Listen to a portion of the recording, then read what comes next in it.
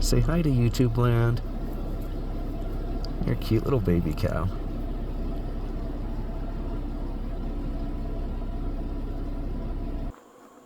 Well, hello there, folks, and welcome to another little journey. So, where are we tonight? We are in north central Washington in Colville National Forest. So, Shiloh and I just decided to head up into the mountains for the weekend, but wanted some different mountains. So, came over here to play a little bit. Got in a little bit late. You can see we got a not too bad campsite right here. So, just having some dinner and then calling it a night. And then tomorrow we are going to spend the day exploring that national forest and down along Lake Roosevelt and probably a little bit of the northern section of what they call the Channeled Scablands. Let's give you a little bit of history on that once we get over there, or possibly in a future episode when I explore the whole area a little more in depth. But that being said, just wanted to say hello. We'll see you later.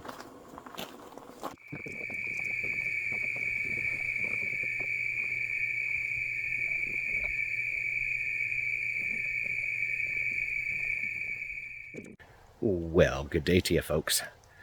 So, today, I think we're going to go explore some of Colville National Forest and see what we do see. Should we get started on that? I think we should.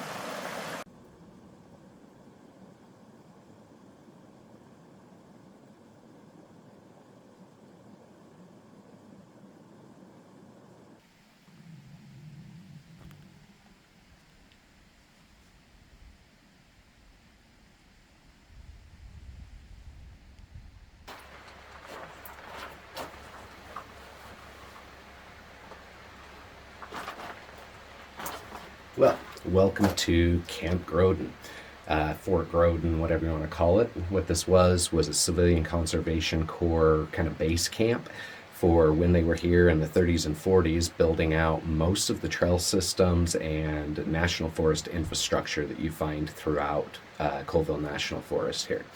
A lot of interesting history around the Civilian Conservation Corps if you go and dig. It was a great idea during the Great Depression. I believe it was Teddy Roosevelt who put it together, but he basically took a whole bunch of the unemployed folks, set them up in places to live, built these types of camps out all over in our wilderness areas, national forests, national parks, and brought in all of those folks to start building out all the infrastructure that we're still using to this day. Even many of our cave systems, like if you remember from my Lewis and Clark Caverns video, just did a lot of great work. Hopefully, there's somebody to maintain it since all of our Forest Service staff are pretty much underfunded and very few of them left, huh? Hope we don't need another Great Depression to make that happen. Anyway, talk to you later.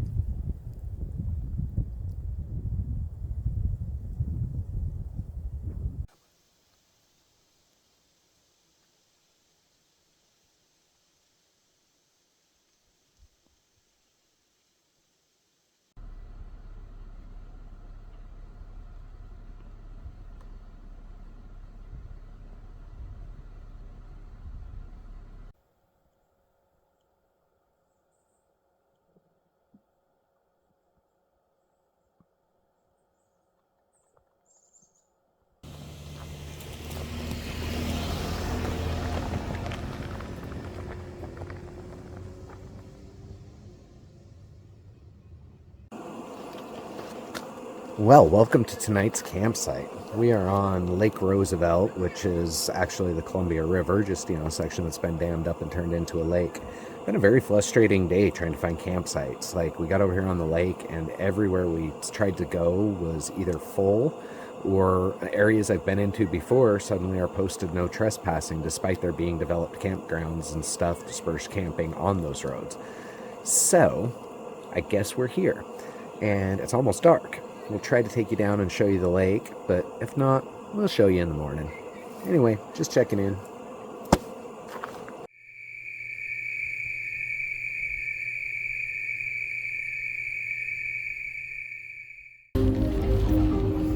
All are seemingly water-created features, all of a magnitude beyond anything known on Earth. Yet they lie hundreds of miles from any major body of water. In 1923, geologist J. Harlan Bretz proposed a theory for these bizarre landforms. A flood of cataclysmic proportions, greater than any flood ever documented from the geologic record. But his story seemed too fantastic, one the world was not yet ready to hear. The volcanic fires were followed by the deep freeze of the Ice Age. More than 15,000 years ago, the continental ice sheet crept southward into the Pacific Northwest. A finger of the ice sheet reached into the Idaho Panhandle, blocking the mouth of the Clark Fork River. It created an ice dam half a mile high, and as water backed up into the deep mountain valleys of western Montana, it began to form an enormous lake. Lake Missoula stretched for hundreds of miles and was at least 2,000 feet deep. It contained 500 cubic miles of water, as large as some of today's Great Lakes. When the water reached its maximum depth, it burst through the ice barrier, shooting out of Clark Fork Canyon at a rate 10 times the combined flow of all the rivers of the world. At that rate, the lake would have drained in as little as 48 hours. As the water raced toward the ocean, it reached speeds in excess of 65 miles per hour. This mass of water and ice literally shook the ground as it thundered across the countryside. The roar would have been audible for at least half an hour before the flood struck. The floodwaters carved out over 50 cubic miles of earth from western Montana to the Pacific Ocean. Entire sections of the rolling Palouse Hills of eastern Washington were quickly transformed as up to 200 feet of soil were stripped away down to the underlying lava bedrock, scouring it into a rough scab-like surface.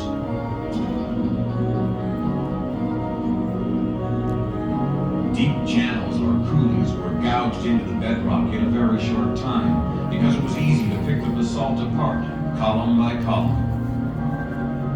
The flood currents were so powerful and so turbulent. At the site of the Grand Coulee Dam, another finger of the continental ice sheet blocked the Columbia River Valley, forcing water over the rim of the valley. Just 20 miles south, near present-day Coulee City, the water poured over a steep hill, the tilting basalt of the Coulee monocline, forming a waterfall 900 feet high. The waterfall retreated upstream as it undercut its lip, leaving behind a gorge 20 miles long, up to 6 miles wide, and 900 feet deep. The Upper Grand Coulee is probably the world's finest example of a receded waterfall gorge. But during the peak of the flood, it was the Lower Grand Coulee that boasted the largest waterfall in the world, 3.5 miles wide and over 400 feet high. What is now known as Dry Falls, if it were flowing today, would dwarf Niagara Falls. Water at least 300 feet deep shot over the lip of Dry Falls at speeds approaching 65 miles an hour. The flood currents did slow down in powerful eddies behind bends or outcrops in the channels, depositing huge gravel bars. These mountains of gravel are almost as high as the coulee walls themselves. The Great Gravel Bar of Moses Coulee is over 3 miles long and as tall as a 30-story building. As the flood escaped the channels, the water spread out and dropped much of its load. Debris so large it can hardly be called sediment. Monstrous boulders weighing more than 200 tons are scattered randomly over thousands of square miles. Many of these giants actually floated in, embedded in icebergs that went aground as the flood subsided. Nowhere else in the world have boulders this size been transported by water. The raging torrent could find only one outlet to the ocean, through Wallula Gap. This narrow bottleneck created a gigantic backwash that completely reversed the flow of the Snake River, sending a towering surge of water rushing upstream for over 100 miles.